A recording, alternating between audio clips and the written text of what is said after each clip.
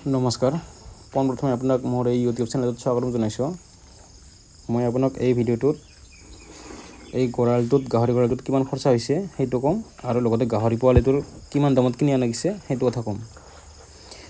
গাহৰি গঁৰালটোত আপোনাৰ খৰচা হৈছে ইটাত গৈছে আপোনাৰ 250টা ইটা 10 টকাকৈ 2500 টকা আৰু শিল আৰু বালিত গৈছে আপোনাৰ 1200 টকা। বালিটো আমাৰ ওচৰতে পায়, শিলটো কিনা গৈছে, বালিটো নিজে উঠোৱা বালি। আৰু লগতে চিমেণ্টত গৈছে আপোনাৰ 1000 টকা, 2 বেগ চিমেণ্ট অনা গৈছে।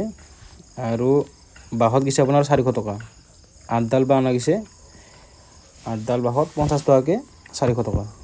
আৰু বাঁহকেইডাল বান্ধাকৈ গঁৰালটোত তাত গৈছে আপোনাৰ 400 টকা চতুলিৰ নামত।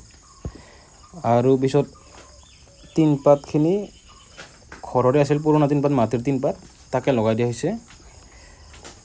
এই গঁৰালটোৰ নামত খৰচা হৈছে আপোনাৰ 5500 টকা।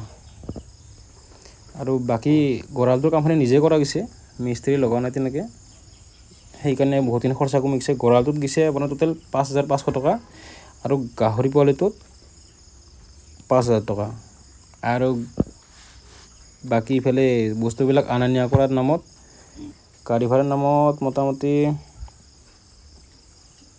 1000 টকা ধৰি লওক, টোটেল 12500 টকা মানত গাহৰি গঁৰাল আৰু গাহৰি গোটেইখিনি আহি গৈছে।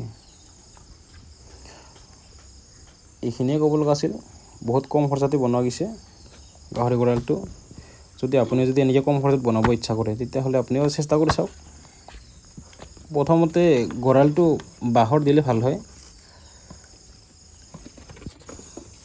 কাৰণ যদি আপুনি বাঁহৰ নিদি কিনে গোটেইখিনি পকা কৰি দিয়ে তেতিয়াহ'লে খৰচাটো বাঢ়ি যাব আপোনাৰ। আৰু এই গঁৰালটোৰ চাইজটো হৈছে 8x10, সৰু গঁৰাল, সেইকাৰণে খৰচাও কমি গৈছে। আৰু যদি গোটেইখিনি পকী কৰিলোঁ হয় তেতিয়াহ'লে নাই বুলি ক'লেও ইয়াতে কমেও 15000 টকাটো গেল হয় খৰচ। ইয়াৰ আগতে এই গঁৰালটোত আমাৰ থলুৱা গাহৰি পোহা গৈছিল। তাৰপিছত সেই গাহৰিটো ইমান ডাঙৰ নহয়, এইবিলাক গাহৰিৰ নিচিনা নহয়। এইটো গাহৰিবোৰ চাই লওঁ কেনেকুৱা হয়। গতিকে ক'ব লগা মোৰ এইখিনিয়ে।